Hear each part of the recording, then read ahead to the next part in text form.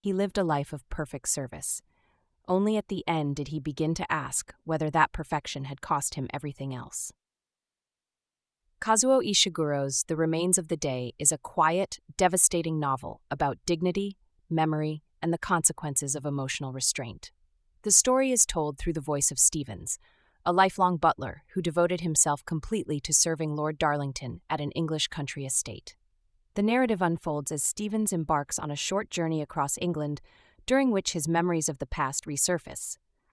Through these recollections, the reader slowly uncovers a life shaped by discipline, loyalty, and emotional denial.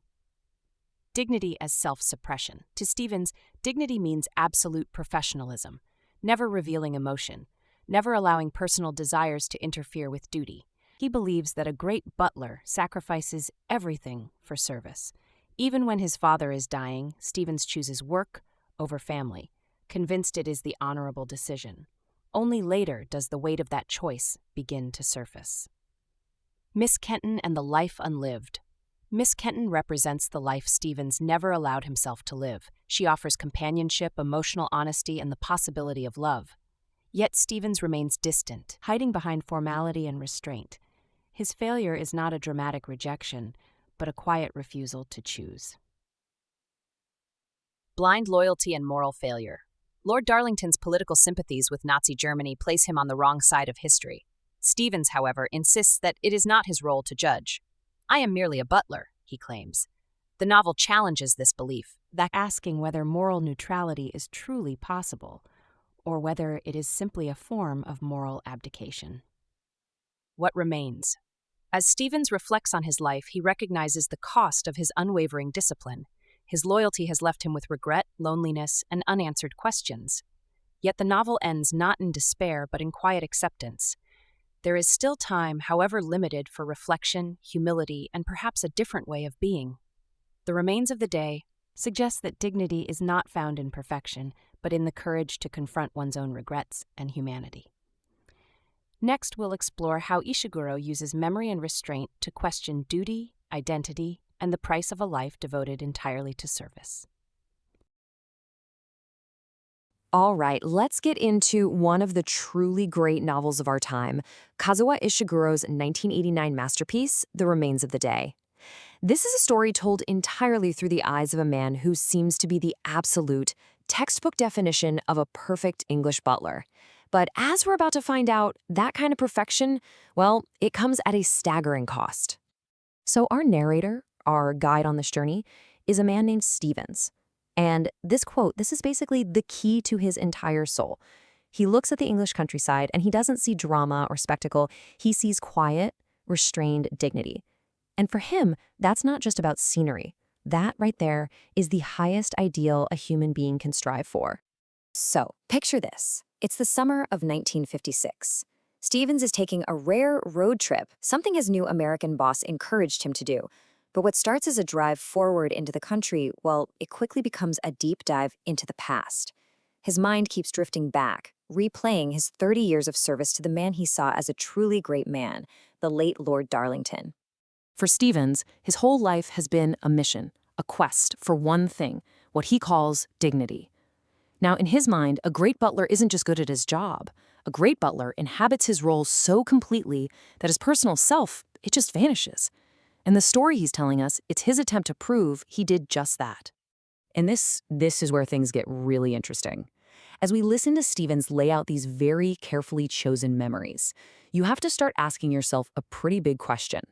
Are we getting the whole story here? Can we really trust him?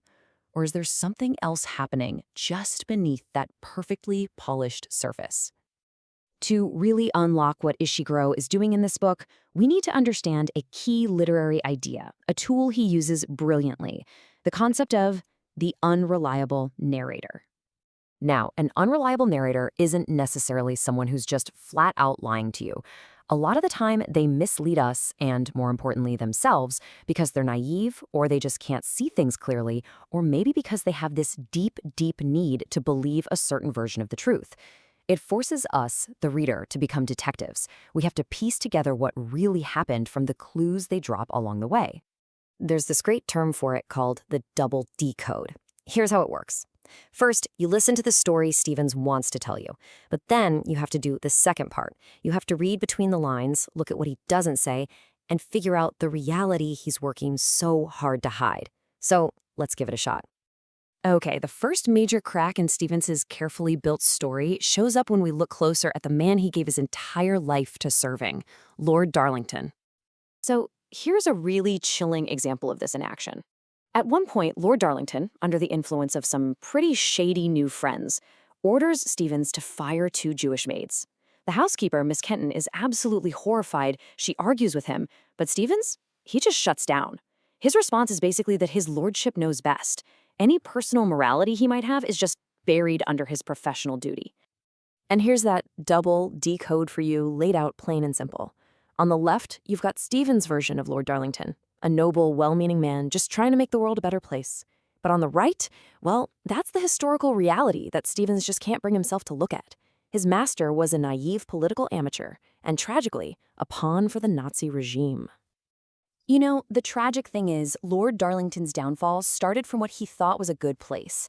He believed the treaty that ended World War I was too harsh on Germany, but that genuine sympathy made him the perfect tool for the Nazis, who completely manipulated him, using his home and his influence to push their own agenda in Britain. And this is the devastating, simple truth that Stevens can't allow himself to face. The great gentleman he served wasn't just a bit misguided. He died in disgrace, his reputation destroyed, his name forever tied to the Nazis. And Stevens' entire life of dignified service, it was all spent propping up a legacy that was, frankly, shameful. But believe it or not, the political tragedy is only half of the story here. As we keep peeling back the layers of Stevens' memory, we find a personal tragedy that's just as profound. A life that wasn't just about misplaced loyalty, but about a crushing, all-consuming regret. Stevens' obsession with professional dignity came at a terrible, terrible price. He basically built an emotional fortress around himself, convinced that being a great butler meant crushing any and all personal feelings. And this led to a total denial of his own happiness, something we see most painfully in his relationship with the housekeeper, Miss Kenton. This was his code, his mantra. Over and over again, Miss Kenton would try to connect with him, to reach the actual man behind the perfect butler uniform. And every single time, he'd pull back, retreating behind that wall of professionalism. He genuinely believed his own feelings were just an irrelevant distraction.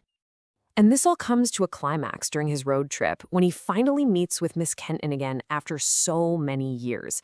She's married now, she's Mrs. Ben, but she confesses to him that for years she's wondered about the different life they could have had together. It is an absolutely gut-wrenching moment, the full, crushing weight of a life that was never lived. And right there, in that moment, for the very first time, Stevens' mask of perfect dignity doesn't just slip, it shatters. He admits to himself and to us that when she said that, his heart was breaking. A lifetime of emotional control was just no defense against that kind of overwhelming pain. So, after a life of professional failure and devastating personal loss, what's actually left for him? What's the final takeaway from this heartbreaking story he's told us? And this, really, is the core of it all. Stevens isn't unreliable because he's a liar. He's unreliable because he has to be. His entire memory, this whole story he's constructed, it's a shield. It's the only thing protecting him from 2 truths that are just too painful to bear. 1, that he wasted his entire life's devotion on a disgraced man, and 2, that he threw away his one chance at love and happiness. And that's the cost. It's that simple. You get one life.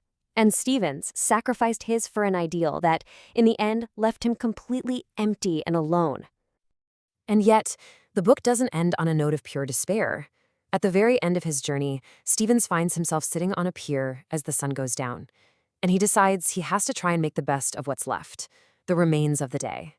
He decides, for the first time, to try looking forward, to enjoy the evening of his life instead of only ever looking back.